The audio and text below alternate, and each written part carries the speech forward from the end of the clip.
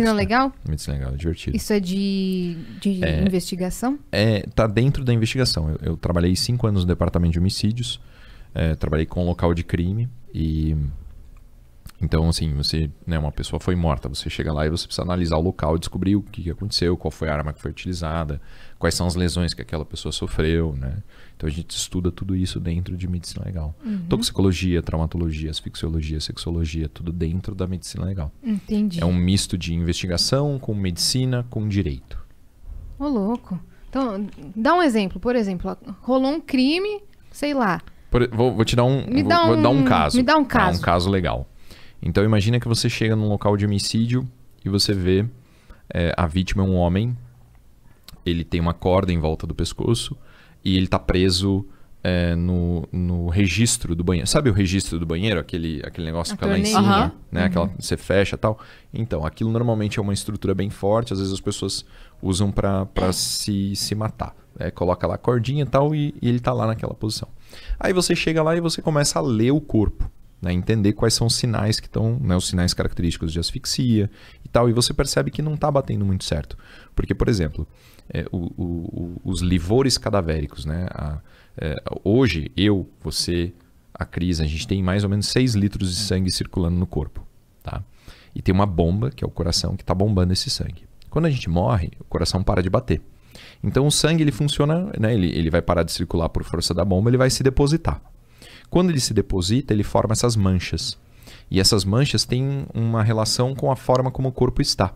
Então, a gente chega no local e a gente vê que as manchas, né, as hipóstases, não são compatíveis com a posição do cadáver.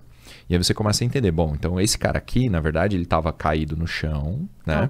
Alguém pegou ele, pendurou e falou que foi um suicídio. Exato. Só pela mancha do corpo.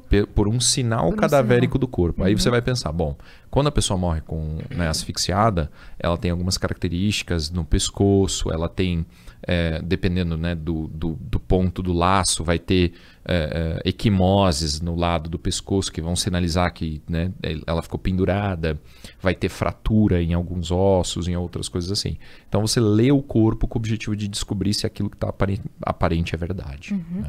Por exemplo, aquele caso da menina da Nardoni, né? Que, se eu não me engano, os pais alegaram que ela caiu da janela, né?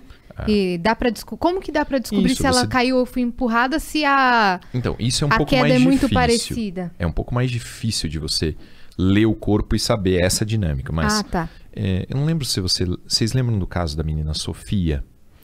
A Sofia é uma menina de 4 anos que morreu asfixiada. O pai disse que ela tinha morrido com uma sacola na cabeça. Eu trabalhei na investigação desse caso, né?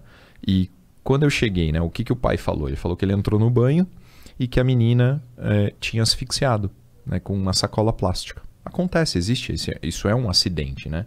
Aqui a gente da não criança tem nenhuma, brincar, né? A gente não tem nenhuma sacola plástica na mão, mas a sacola do supermercado ela é muito fininha e ela forma uma válvula na boca da criança, né? Quando ela expira, o ar sai e quando ela inspira, faz um decréscimo de pressão e o saco plástico vem em direção à boca e faz essa válvula e impede a respiração.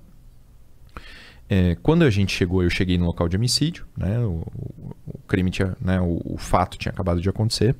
A primeira coisa que eu fiz foi, né, pedir para o perito medir o saco plástico, medir a circunferência da cabeça. Já quando eu peguei no plástico, eu já senti que ele era muito grosso, que não era compatível com a função da válvula. A gente já começa a trabalhar esse caso, a gente levou eles para a delegacia, ouviu todo mundo, acompanhei a necrópsia, depois a gente...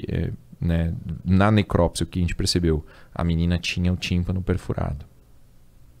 Então, perfuração de tímpano não tem nenhuma relação com asfixia no saco plástico. Sacola, é verdade. Né? Então, o que a gente descobriu?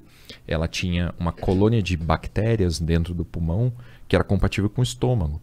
Então, quer dizer, como que o vômito foi parar dentro do pulmão numa asfixia? Não é característico, entende? Ela tinha... Caralho, que maluquice. Exato, e daí o que né? Até hoje o pai ele nunca confessou, né?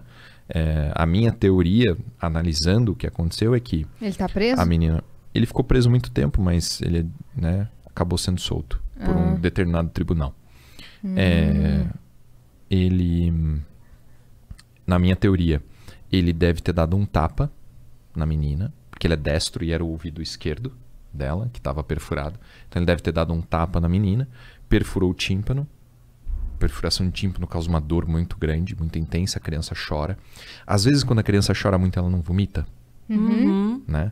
Ela, então, chorou, vomitou, ele deve ter tentado tampar a boca dela, por causa do choro, a intensidade e tal, no desespero. Ela acabou aspirando vômito, acabou sufocando, morreu asfixiada. Né? Aí ele deu um banho na menina, ele lavou ela, ele estancou o sangramento do ouvido com um pedaço de papel higiênico e colocou o saco plástico na cabeça e forjou essa história. Então a importância da medicina legal é essa, é analisar a narrativa, analisar a vida real e ver se as coisas batem. Se não bater, algo está errado. A gente prendeu ele no dia do funeral da menina. No funeral da menina a gente saiu com ele preso. Né? Ficou preso. Mas como vocês puderam prendê-lo? Eu representei pela prisão preventiva, né? Temporária e depois a preventiva dele. Mas não foi flagrante delito. Entendi. Mas aí você apresentou essa teoria? Isso, a gente ficou 3 dias sem dormir. A primeira vez que eu dormi foi no necrotério, esperando a necrópsia. A segunda vez que eu dormi nesses 3 dias foi no fórum, esperando o juiz da prisão.